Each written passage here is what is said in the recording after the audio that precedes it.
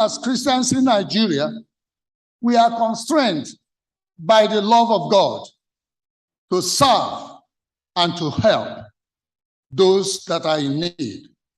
That even in the face of hardship, persecution, marginalization, and suffering, we continue to commit ourselves to dialogue, to loving, and to serving humanity and God.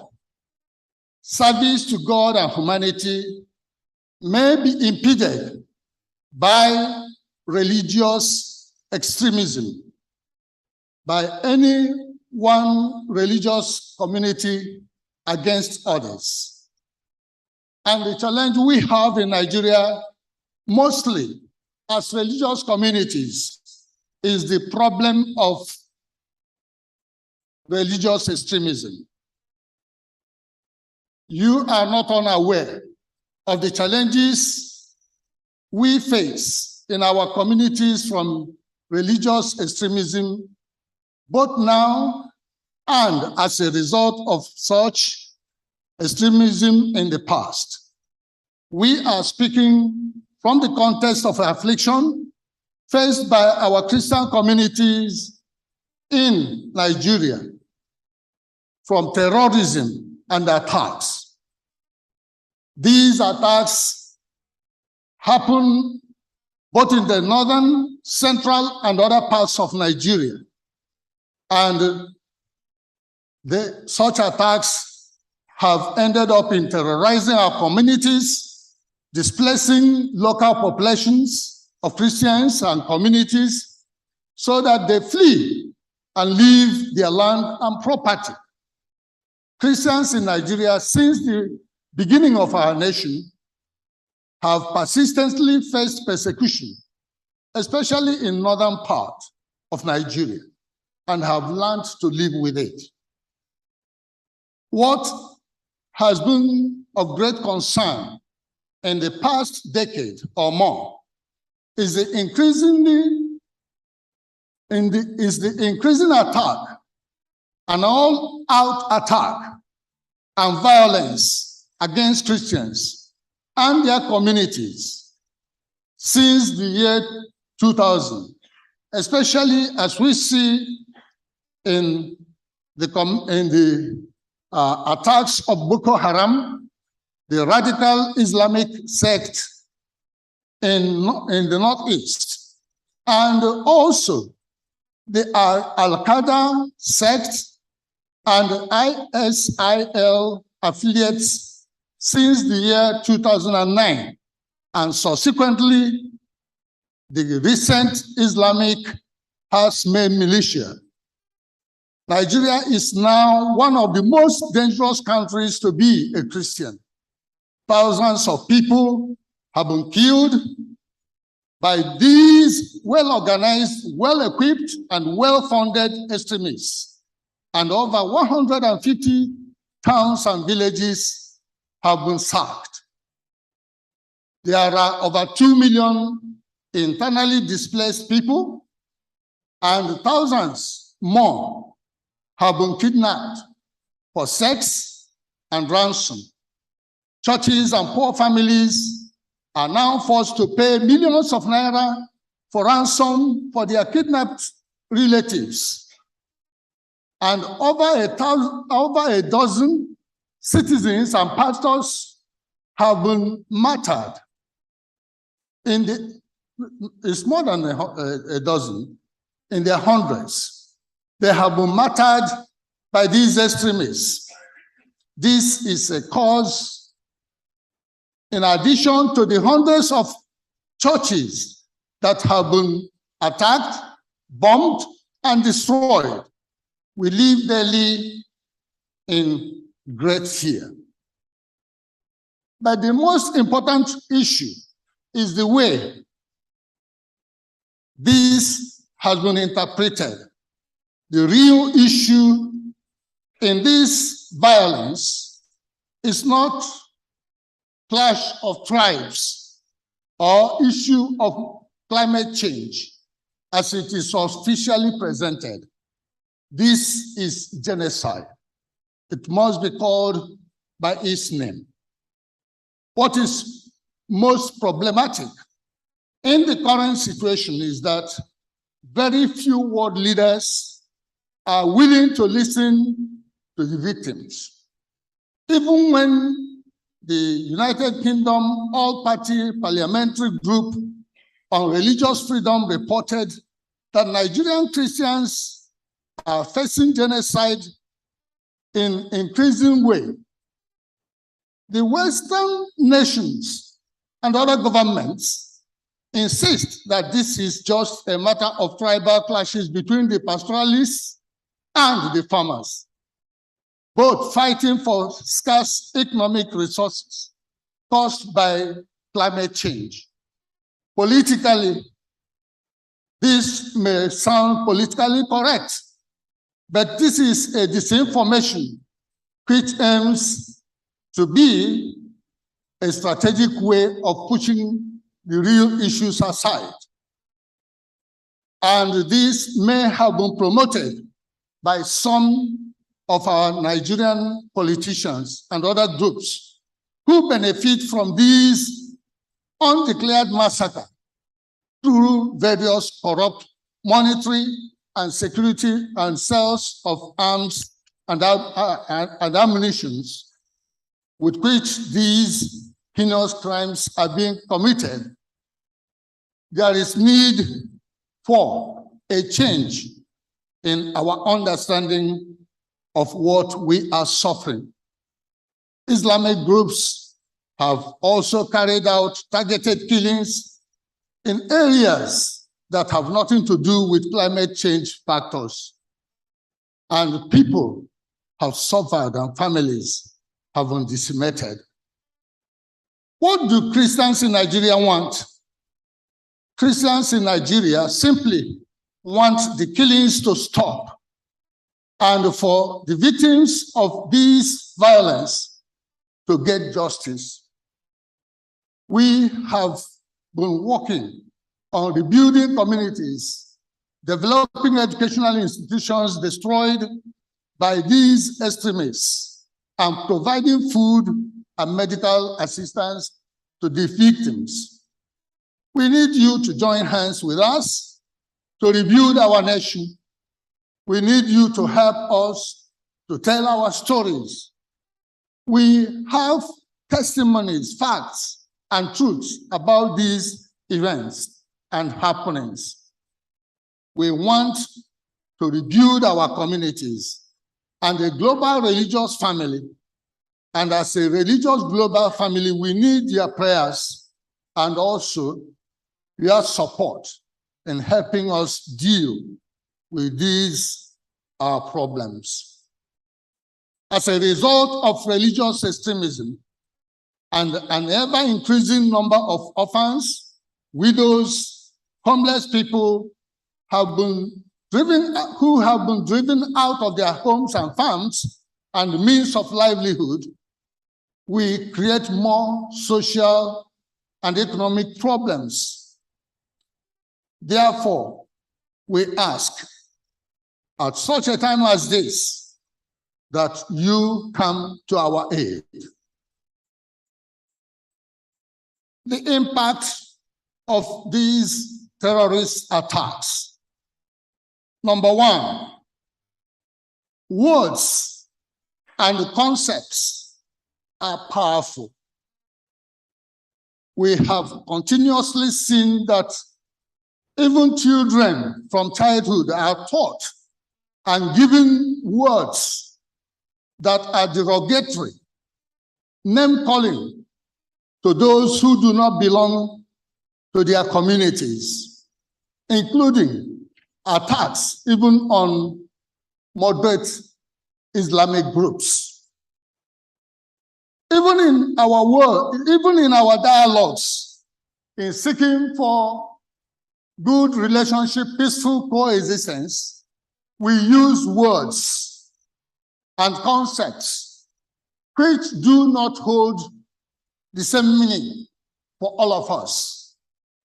Therefore, there is need for us to have words that are acceptable, concepts that can convey our meanings and actually what we want to discuss with each other. Secondly, the impact of what we are seeing is that we have much insecurity in our communities. Traveling in Nigeria is very dangerous with the ever-increasing risk of kidnapping and violent attacks. Thirdly, we have economic impact. Nigeria is a country with great natural resources that will be able to benefit not only our population, but other countries. But it is held back from developing and sharing these wonderful gifts of God for the good of all by insecurity, uncertainty, fear, and distrust, which is generated by religious conflict. What can this conference do for us or help us to achieve? Number one of the key aims of our gathering is to address and, where possible, stop such outrages. We in Nigeria need the help of people of goodwill from all religious communities to stop the flow of arms and blood, stop the funding and other resources that empower the extremists. Secondly, here in Indonesia, you are committed to and practice religious pluralism and tolerance. Such an approach would be very beneficial to the global community, especially where religious extremism abounds. Living with and managing our religious and cultural diversities as a source of strength rather than a way that threatens our lives together in the society must be exploited and be made good use of. Therefore, we are looking forward to the outcome of this conference, hoping that it will help us in living together and managing our religious and cultural diversities in Nigeria in such a way that these will be a blessing to our society rather than a curse. Thank you, and God bless you. Thank you, His Grace Archbishop Henry Njukuba, Primate of the Anglican Church of Nigeria. And now we move forward to our next speaker. That will be retired Reverend Yoshinobu Miyake, Chair of the Board, International Shinto Studies Association from Japan. Please welcome Honorable Yoshinobu Miyake.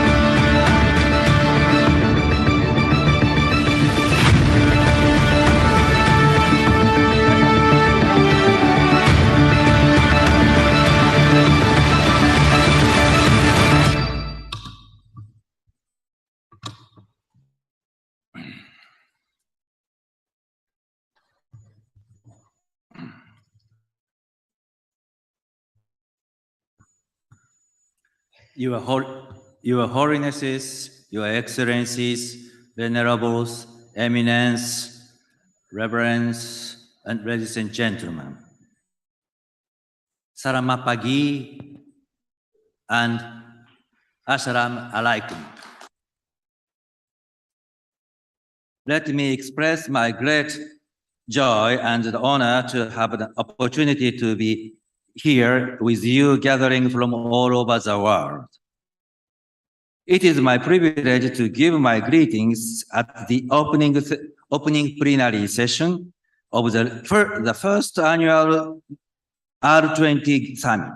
My name is Yoshinobu Miyake, a Shinto priest coming from Osaka, Japan. Shinto is the original indigenous religion of Japan. It is closely concerned to the traditional Japanese value system and the world view of and the behavior of most Japanese. Some might refer to Shinto as a natural religion because it is intimately linked to the respect for every aspect of our natural environment. Those who have visited Japan will know that our culture places a great emphasis upon respecting and preserving the nature environment and maintaining the harmony between human and nature. As may be seen in the more than 100,000 Shinto shrines and 80,000 Buddhist temples scattered throughout the Japanese archipelago. Personally, I am a descendant of long-line Shinto priests going back my generations. My grandfather, the late Reverend Toshio Miyake, was a pioneer of interfaith dialogue, which he initiated during World War II. In 1970, he established the organization such as Non-Religion for Peace. I am sure he would be pleased were he to witness the global initiative we are launching today under the auspicious Nahdlatul Ulama, the government of Indonesia, and Muslim World League.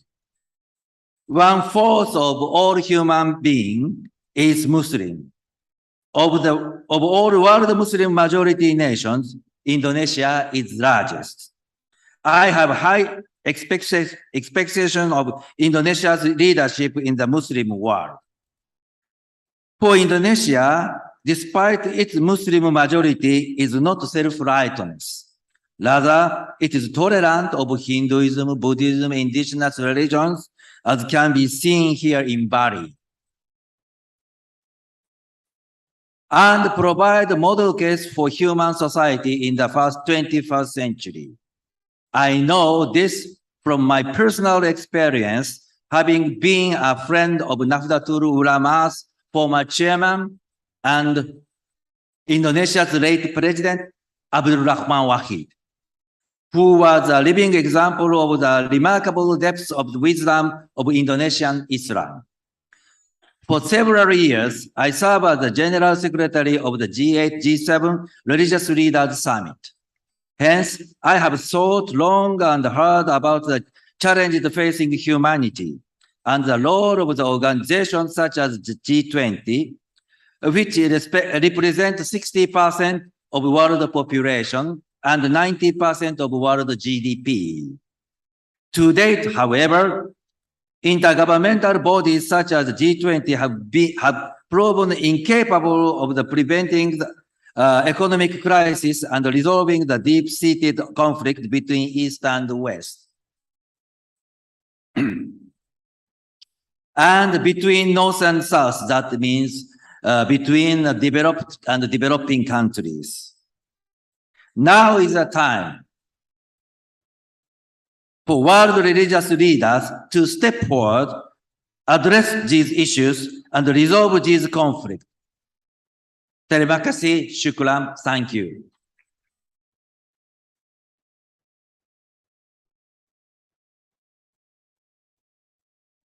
Arigato gozaimasu. Thank you very much. Ladies and gentlemen, now we proceed to our next speaker. That will be Dr. Valeria Martano, San Egidio community from Italy. Please welcome Dr. Valeria Martano.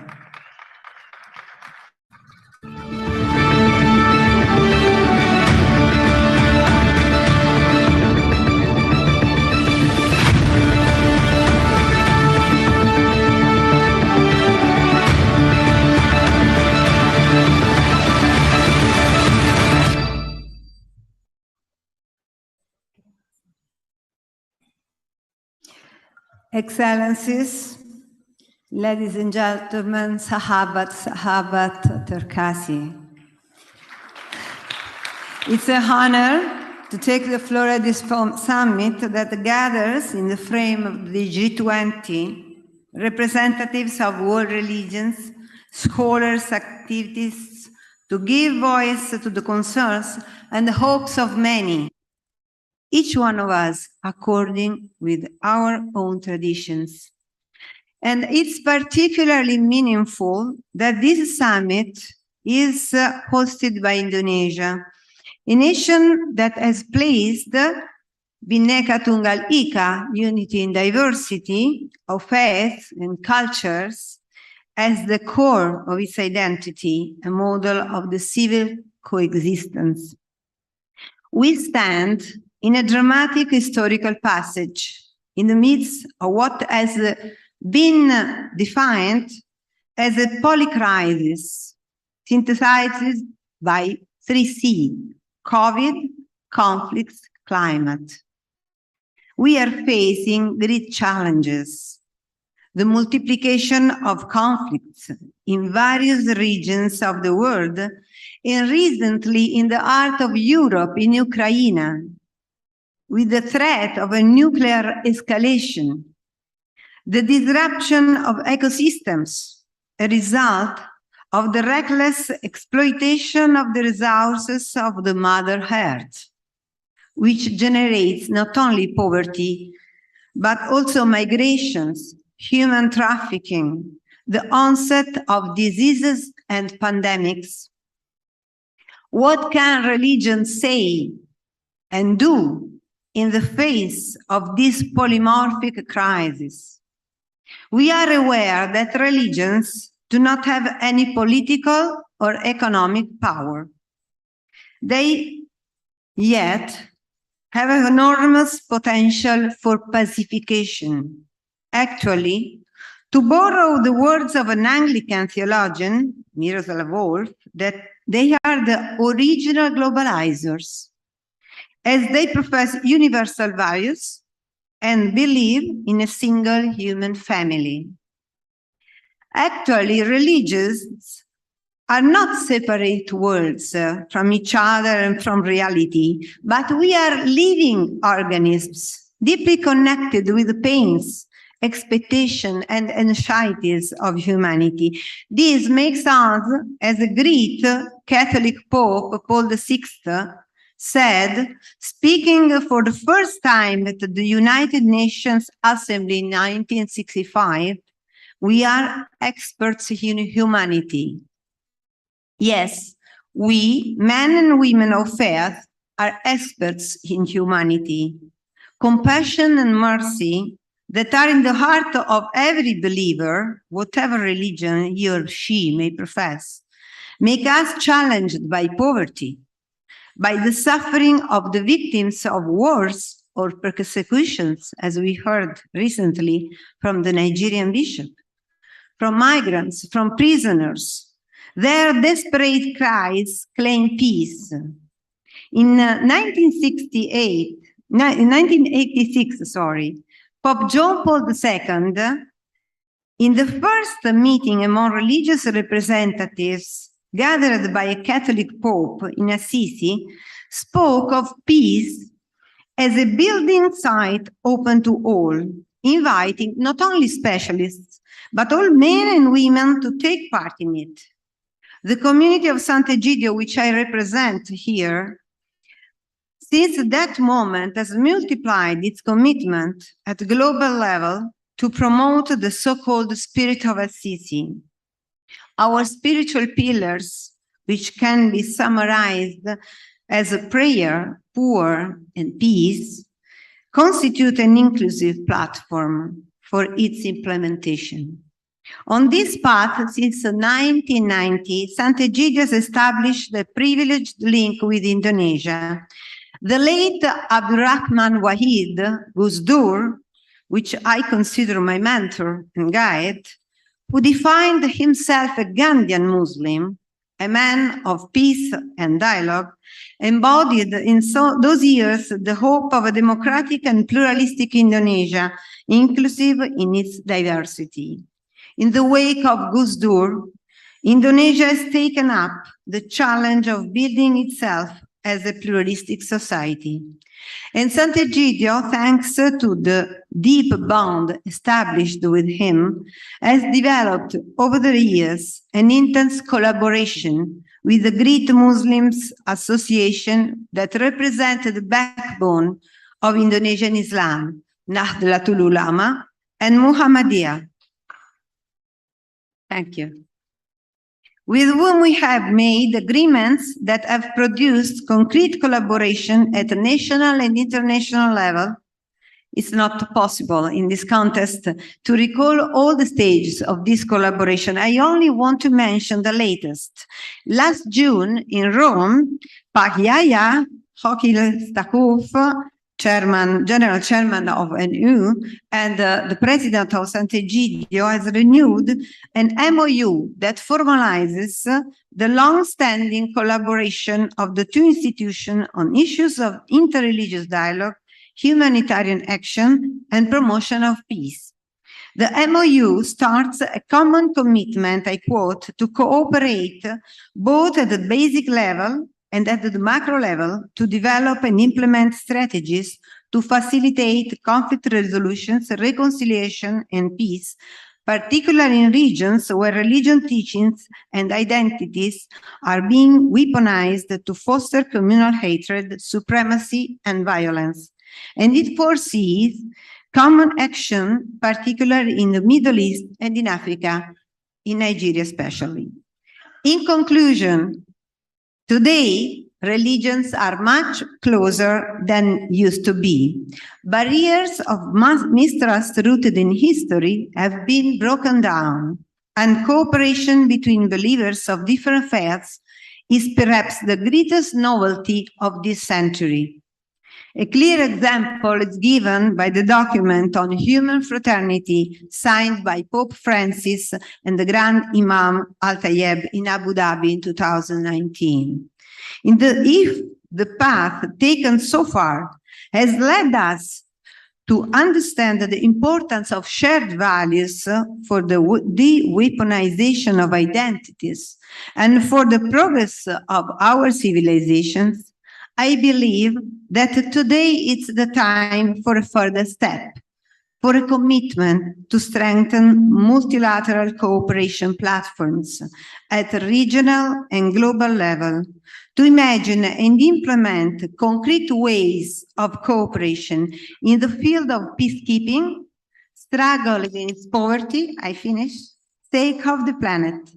May our shared values develop into a shared commitment in shared actions in a concrete practice of cooperation for the world peace. Thank you. Terima kasih.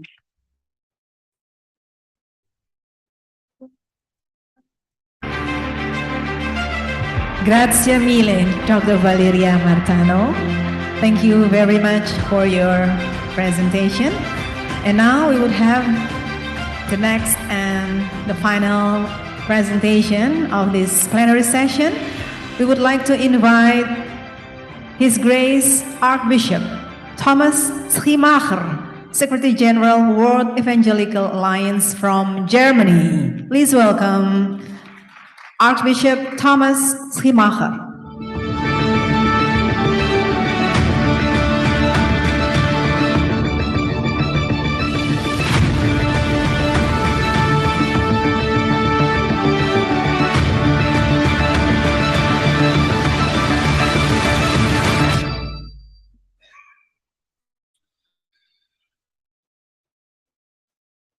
It is a great privilege to bring warm greetings from the World Evangelical Alliance and our 600 million Christians in most every country in the world whom we represent and connect. May God bless you and give you the wisdom needed for all your responsibilities. Our team from the World Evangelical Alliance met in Jakarta with a team from the Nahdlatul Ulama 3 years ago to plan joint efforts to promote civilizational values as Christians and Muslims working together. We are people of goodwill. We do not want to use violence against each other, but instead want to engage in rational discourse with each other and promote a free and just society in which we all can live. And I recall that at that time, it even was said in the media that we fight for the freedom to do mission to each other while we are discussing, because we want to know what the other one really thinks about. I grew up in Germany at a time when our country was addressing problems and questions that now face our global society. We were not only dealing with our responsibility for the Nazi regime that had perpetrated the Holocaust and destroyed tens of millions of ordinary people. 50 million people were killed in the whole time. We were also painfully aware that in less than 40 years, our people had tried and were trying several radically different ways of organizing society, at least 3 of them, of which had strong ideological foundations. All 3 of these ideological ways of organizing societies led to disaster. We had been until 1918 the German Empire, led by a powerful Caesar, Kaiser. And our empire used religion to get power inside the minds of the people. During World War I, our imperial soldiers were belt buckles with God with us on their belt. And soldiers believe in that. This organization of society, combining an empire with religious ideology, contributed to the death of millions. And the destruction was so extensive that some of those battlefields, and I live close to this area, of a century ago are still off limits, except for the one or the other scientist to study things there. The ideology of National Socialism replaced the ideology of a German Christian empire, but it also was a religious ideology. It was filled with religious symbols and rituals, while the party became a kind of big religious community. Some branches of the movement used Christian terminology to support Hitler. I wrote my PhD dissertation on Hitler's religion of war. A dysfunctional religion became an imperial ideology, and this memory should haunt us forever. While then in West Germany, we were dealing with our responsibilities for those 2 ideological empires, our East German cousins were under communism. The communists primarily had Christianity and Judaism in mind when they called religion the opiate of the people. But of course, they meant us all. Communism was so anti-religious that it became a religion itself. Its ideology reminded many of us of Christian theology, but with several themes turned upside down. It lived by an eschatology. Many people, including some of my current friends, fled from West Germany to West Germany. This time, at least, the mess of 40 years found a peaceful end. Our West German constitution and system of organizing society is designed to prevent such horrors in the future. But in an open, free society, it is not possible for state officials to proclaim what the people will believe and have to believe and what values they have to follow. One of our High Court judges, Justice Ernst Wolfgang Böckenförde, a typical German name, you don't need to try to repeat it, Böckenförde, summarized the issue well in what is called the Böckenförde dilemma. He declared, the liberal secular state lives on the basis of propositions. It cannot create and guarantee itself. Again, it lives on the basis of propositions, which it cannot create and guarantee itself. What that means is a state can proclaim and enforce a law that says murder is wrong. But the non-ideological state has no moral binding basis for the explanation, which has to come from religion and from faith. In the original conference of the WA in London in 1948, the 800 delegates from all over the world propagated the end of the horrendous evil of slavery. Many of our first leaders were leaders in the anti-slavery fight. Perhaps the most surprising speaker at the event was Reverend Madison Clark, black pastor of the African Methodist Episcopal Church in Washington, D.C. In our VA history, we see especially three values or principles that merit a place in a global platform of civilization values which we want to build up. Number one, humans have a unique God-given greatness which includes dignity and creativity, which should not be touched.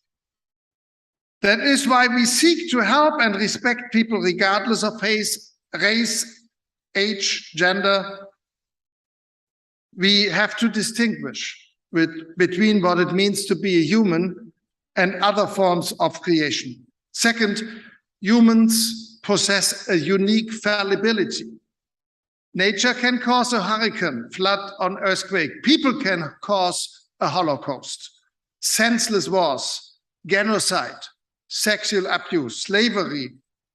The first account of murder in the Bible is Cain killing his brother, Abel, illustrating how our most human activity can become dysfunctional and unleash our vast fallibility. And we need to take this into account when building up a civilization of values. And last, not least, and very short, helpless people need very practical love from others to assure a life worth it. Birkenfelde called our attention to a distinctive line in the preamble of our German constitution. It starts out, in conscience of our responsibility before God and man. It does not force anyone to believe in this, but it clearly says that whatever the state is doing, it has a layer behind it that is our responsibility, whether the human dignity leads to values that make people living in our societies happy citizens who are happy that there are certain values and certain protections they have. And we are eager to cooperate with all people of goodwill, and we believe that it is time for people of faith, of the religions of this world, to stand up and say, we stand up for civilization, we stand up for specific values, and for the protection of humans, of human dignity, because everybody walking on this earth owes his life to God the Creator.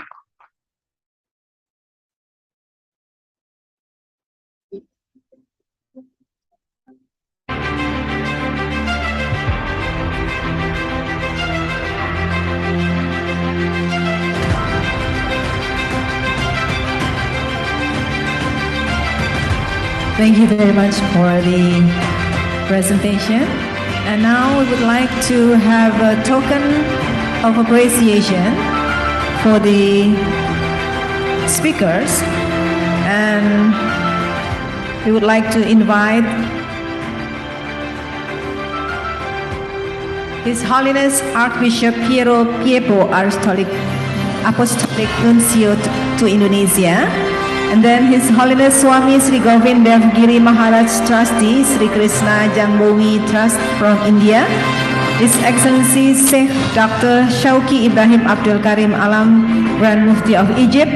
Retired Reverend Yoshinobu Miyake, Chair of the Board International Shinto Studies Association from Japan.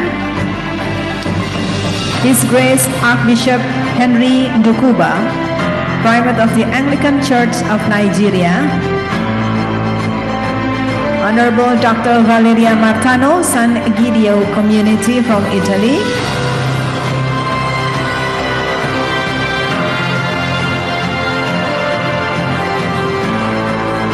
And also His Grace Archbishop Thomas Schumacher, and would like to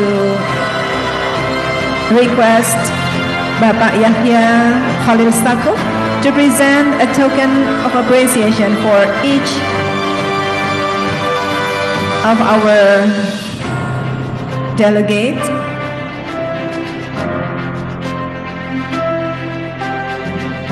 To express our gratitude and appreciation for your presence and for your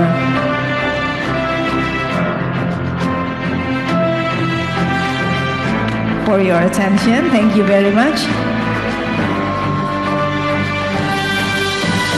After presenting the token of appreciation, we would like to invite Bapak Yahya Khalil Stakuf to have photo session with all speakers on the stage. Thank you.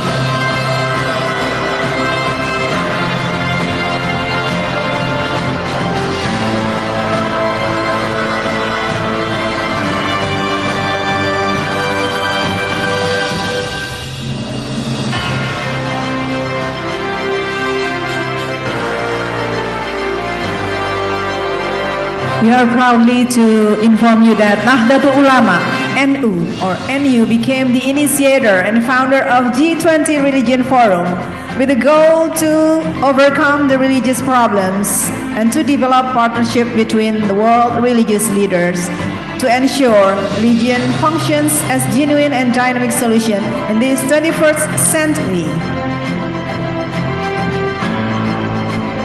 Ini adalah satu bukti nyata dan peran nyata dari Nahdlatul Ulama yang bertindak selaku inisiator sehingga terwujudlah pelaksanaan G20 Religion Forum pada hari ini. Mohon untuk foto bersama terlebih dahulu. Bapak Kiai Haji Yahya Khalil Stakuf. Please give a big round of applause for the token presentation and also a photo session and all events this afternoon. Thank you very much indeed for your presence and your attention. And we would like to invite you to Karangasem Ballroom to have lunch break for approximately 40 minutes. And afterward, we would like to request you to return to this arena of discussion to continue our panel or our plenary session. Thank you very much. We hope that you will be back in this ballroom at 2:15 p.m. Bali time. Thank you very much and see you this afternoon. Wassalamualaikum warahmatullahi wabarakatuh. Kami persilahkan Bapak Ibu untuk menuju ke Karangasem Ballroom untuk menikmati hidangan yang tersaji dalam kesempatan santap siang bersama hingga pukul 2:15 waktu Bali, dan mohon kembali sekali lagi pada pukul 2:15 untuk melanjutkan acara plenary session. Selamat menikmati hidangan siang. Please do enjoy your lunch, enjoy your food, and we'll be right back on 2:15 this afternoon. Thank you.